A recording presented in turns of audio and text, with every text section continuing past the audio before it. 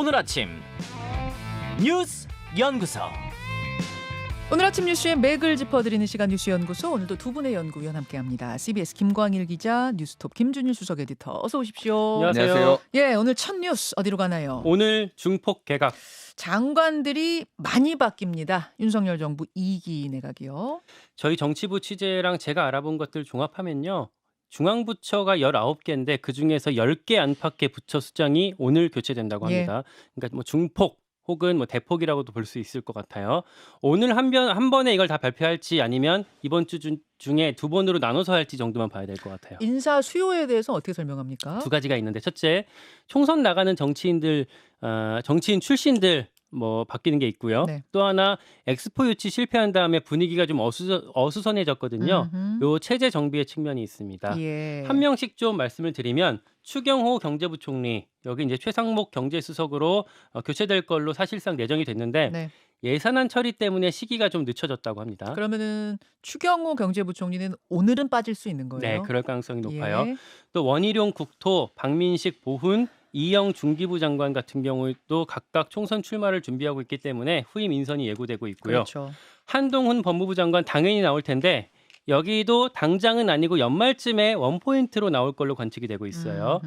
그리고 의회 인사는 박문규 산자부 장관이에요. 그래요? 여기가 늘공 출신이고 임명된 지 3개월밖에 안 됐거든요. 네. 근데 총선 나온다고 합니다. 어. 알아보니까 이제 김은혜 홍보수석 얘기가 있었던 수원에 출마하라는 특명을 받았다고 해요.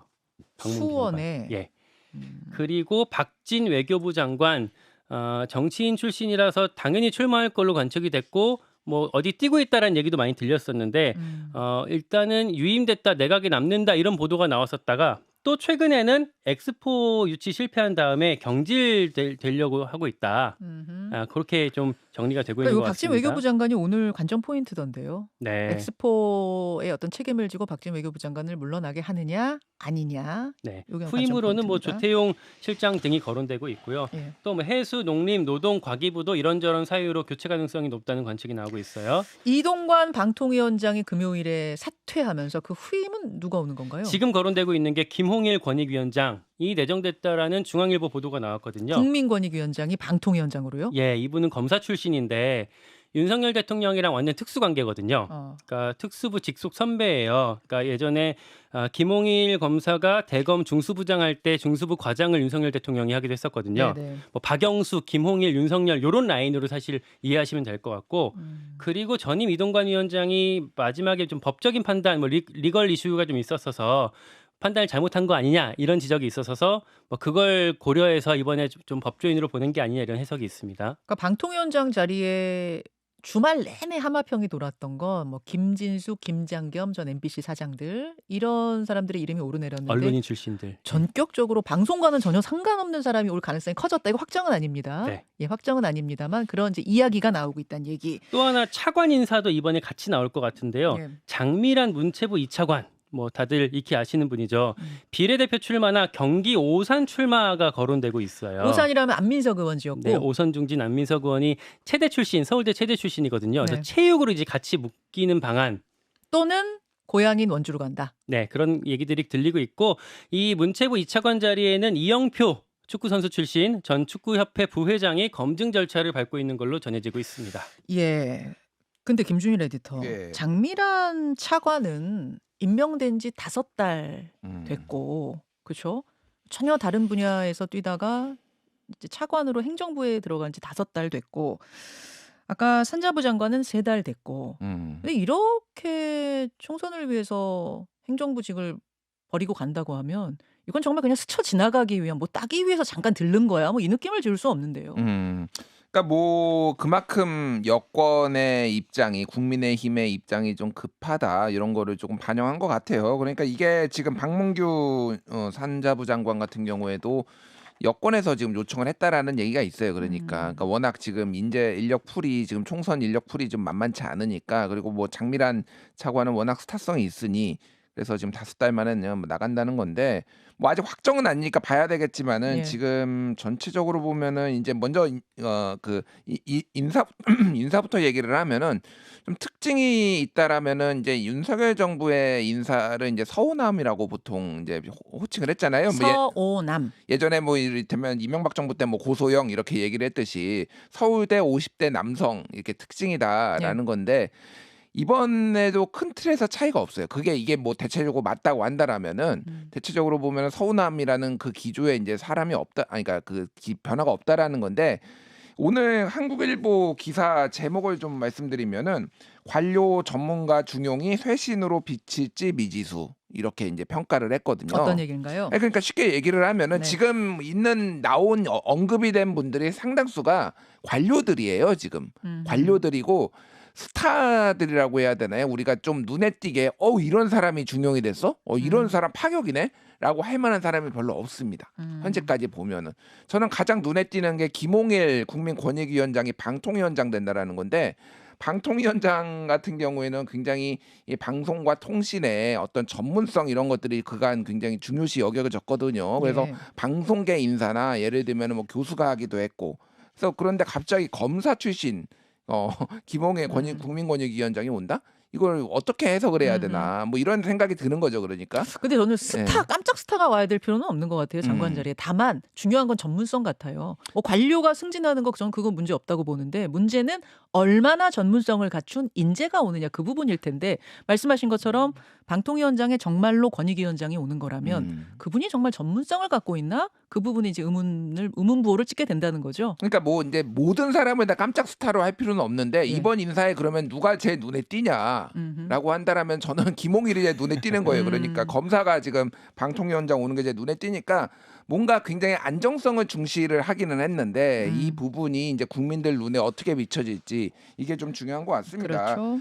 또 하나는 이제 대통령실도 거의 인사가 끝났거든요. 예. 대통령실 인사는 거의 돌려막기다. 뭐 이 정도 얘기가 뭐 나올 정도로 사실은 그 사람이에요. 예를 들면은 이관섭 뭐 정책실장 같은 경우에도 이제 계속 국정과 관련해서 일을 했고 뭐 한호섭 국정상황실장이 지금 정무수석이 갔는데 한호섭 이분은 이제 뉴라이트 출신이라는 이제 평가들이 이제 굉장히 많고 그러니까 또 하나는 국회나 이런 정치 경험이 없어요. 그러니까 관료만 했던 분인데 이게 맞느냐? 정무수석 자리에 맞느냐? 정무수석 자리에 맞느냐? 정무수석에 이런 분이 온 적이 한 번도 없으면 대한민국 역사상. 그러니까 왜냐하면 어떤 여당의 중진, 뭐 삼선 중진, 뭐 이런 분들이 보통 오는 게 관례였거든요. 왜냐하면 정치권과의 중재, 어떤 조율 이런 역할을 하는 거니까. 그러니까 야당 만나서 무슨 얘기할 수 있느냐라는 거죠. 그러니까 이런 것뿐만이 아니라 이를테면 이도운 대변인이 홍보수석으로 가고 대체적으로 보면 이제 돌려막기 이것도 역시 그러니까 어떤 쇄신의 목소리가 좀 반영이 된 거냐 이런 뭐 평가들이 좀 나오고 있습니다.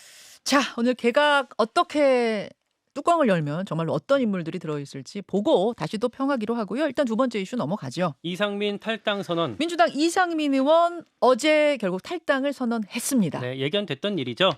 이재명 사당 개딸당으로 전락한 민주당의 희망과 꿈을 접지 않을 수 없다. 유쾌하게 결별하고 삽상하게 새로운 길을 모색하겠다. 이런 변을 밝혔어요. 예. 당내에서는 뭐 비판, 극언들 쏟아졌습니다. 어떤 얘기들 나왔어요? 친문 박상혁 의원 실명으로 이제 페이스북에 올렸는데 먹던 우물에 침은 뱉지 말라. 그리고 친명 전용기 의원 결국 국회의장을 위해 당과 동지들을 팔고 가셨다. 그러니까 워낙에 이상민 의원이 뭐 개파오는 비주류, 뭐 비문 비명이다 보니까 사방팔방에서 이런 비난들이 같이 나왔습니다. 제가 만났던 지도부의 한 인사도 원래 선진당에 오셨던 분 아니었어? 자유선진당. 네, 이런 식으로 대수롭지 않다는 반응, 좀 이렇게 까는 반응, 깔아뭉개는 반응을 보였고요. 다만 이제 이상민 의원 같은 경우에는 원래 열린우리당으로 입당해서 자유선진당 잠깐 거쳤다 온 거였죠. 네. 추가 탈당이 있을까 이게 관전 포인트일 텐데. 일단 지금으로서는 쉽지 않아 보입니다. 비명계 4명 원칙과 상식에서도 뭐 12월 중순까지 당의 답변을 기다리겠다라고 하긴 했지만 사실 4명 안에서도 생각이 다 엇갈리거든요. 그래요. 네, 그래서 한두 명 더 나간다고 하더라도 그게 확장될 수 있을까? 이게 좀 궁금한 포인트인데 최근에 뭐 전해철, 홍영표 이런 친문 그룹에서도 각을 이재명 대표한테 많이 안 세우는 분위기예요. 이재명 대표 체제가 유지되는 게 본인들한테도 좀 유리하다고 판단한 걸로 보여요. 이거 제 얘기가 아니라 사실 당내 중론입니다. 마지막 하나 남은 관전 포인트는 이낙연 전 대표일 텐데 그렇죠. 최근에 워딩이 엄청 세잖아요. 주말에도 내냈었어요. 중앙일보랑 인터뷰를 했는데 이제는 말을 하고 필요한 행동도 해야겠다는 판단을 했다라고 얘기를 했습니다. 다만 이제 창당까지 정말 결단을 한다면 여기에 얼마나 같이 나갈 수 있을지가 주목이 되는데 일단 당장은 원칙과 상식에 있는 일부 의원이랑 뭐 이상민 의원 정도는 합류할 수 있지 않을까. 이게 제 생각입니다. 말도 세지고 발걸음도 빨라지고. 그렇죠, 김준일 에디터? 예.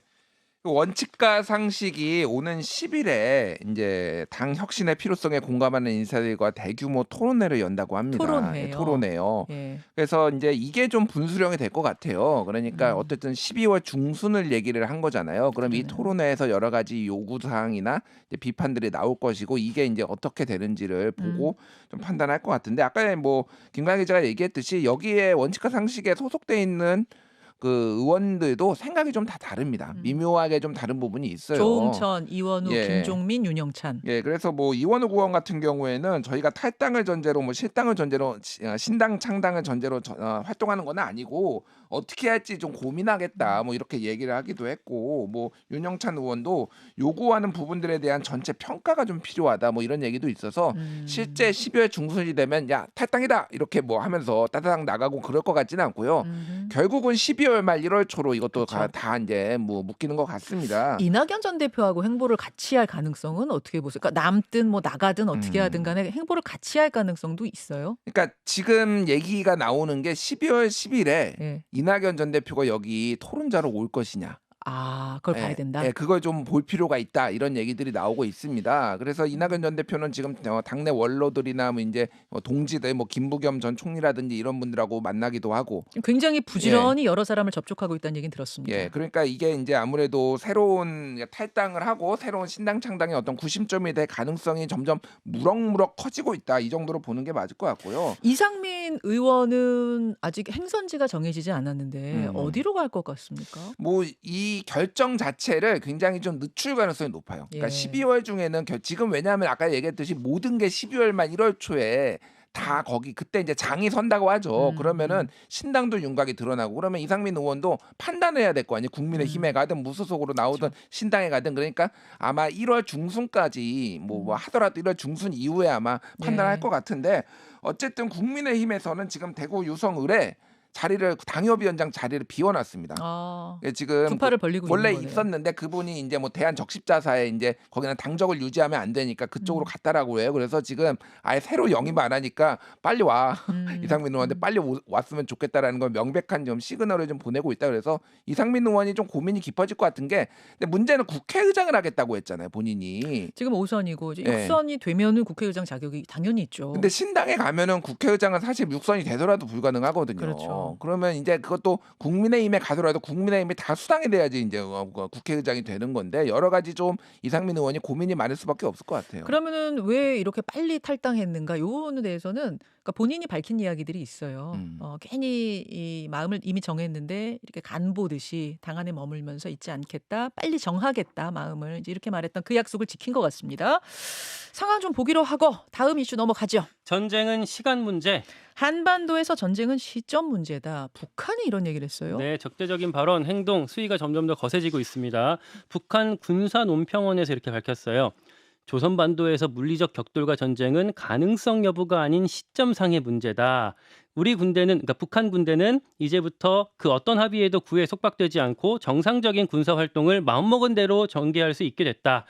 요거는 그러니까 우리 정부가 9.19 군사합의 일부 효력 정지하고 정찰 위성 발사했던 걸 비난하면서 이렇게 주장을 한 거고요. 예. 그러면서 뭐라고 했냐면 올해 들어서 남조선이 전방 지역에서 수천 회 확성기 도발했고 또 영공 영해 침입했다 이렇게 주장을 했는데 뭐 가짜 뉴스입니다 이거는. 우리 군 그러니까 그런 전방에서 확성기 방송 같은 경우 사실 9.19 군사합의 이후에 한 번도 한 적이 없고요. 이런 발언을 왜 했냐? 그러니까 북한이 추가 도발의 명분을 쌓으려고 하는 것 같다 이런 분석들이 나오고 있습니다. 김준일 에디터, 네. 이거 어떻게 봐야 됩니까? 그러니까 지금 어쨌든 일련의 담화들이 계속 나오고 있는데 이거는 정찰 위성 같은 경우에는 본인들의 주권적 권리 관리다 이렇게 좀 강조를 하고 있는 것 같습니다. 그래서 이걸로 이제 상대방이 이제 뭐 딴지를 걸 경우에는 이제 강하게 대응을 하겠다, 좀 으름장을 놓는 성격이 강한 것 같고. 지금 어쨌든 한반도 긴장 상태가 고조되고 있는데 그러니까 북한의 눈은 아마 미국을 보고 있을 거예요. 미국 대선이, 그러니까 지금 당장이 무슨 뭐 무력 충돌이나 이런 게 있기보다는 지금 재밌는 게 미국에서 트럼프가 이런 얘기를 했어요.